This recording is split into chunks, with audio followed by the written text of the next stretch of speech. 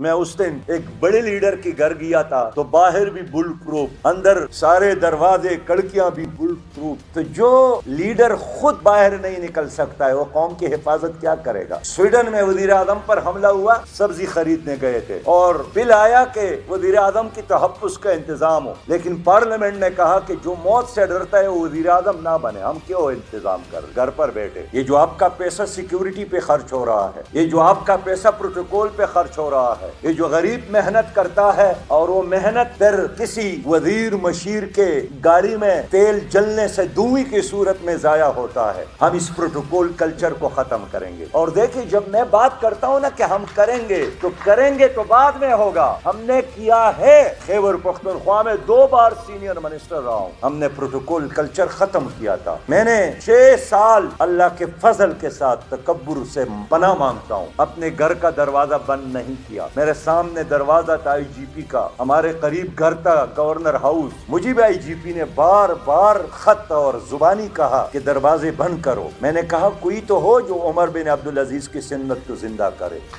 میں نے بند نہیں کیا.